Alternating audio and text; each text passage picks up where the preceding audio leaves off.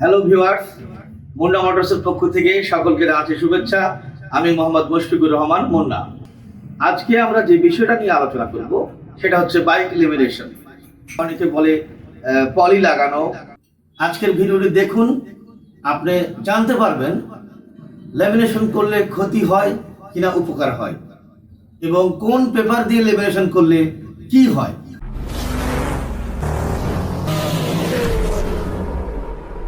আমার বাঁ পাশে যে রোলটা আপনি দেখতে পাচ্ছেন, এটি দিয়েই বাংলাদেশে বাইক লেমিনেশন করা হয়ে থাকে। বাইক লেমিনেশনের জন্য এই পেপারটি যেটা ইউজ করা হয়ে থাকে ইন্ডিয়াতে।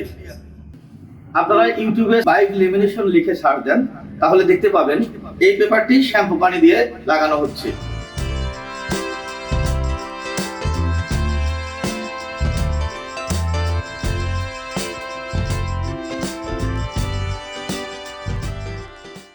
শুধু বাইকে নয়, 4 হুইলার লেমিনেশন লিখে যদি আপনারা ইউটিউবে সার্চ দেন, তাহলে দেখতে পাবেন 4 চাকার গাড়িগুলোতেও এই পেপারটি দিয়ে লেমিনেশন করা হচ্ছে।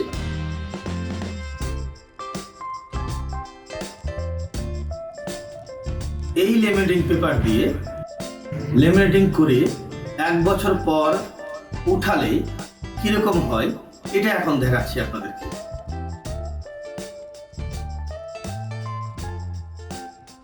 স্টিকারটা তুলতে খুব কষ্ট হচ্ছে, স্টিকারটা হার্ড হয়ে গেছে এবং আঠা লেগে রয়েছে, রঙেরও ক্ষতি হয়েছে এরকমই মনে হচ্ছে। এখন দেখাবো আমাদের পার্শ্ববর্তী দেশ ইন্ডিয়াতে 3 লেয়ার পেপার।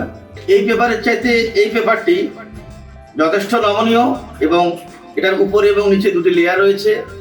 সেটা লাগানোর 1 বছর পর উঠালে কি রেজাল্ট হয় আপনারা দেখতেই পাচ্ছেন।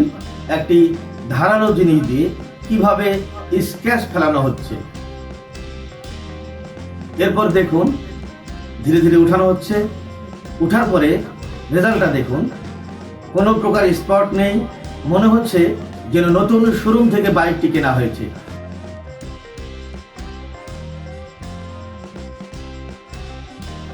মুন্না মোটরস নামে ফেসবুকে একটি পেজ রয়েছে এবং ইউটিউবে চ্যানেল রয়েছে।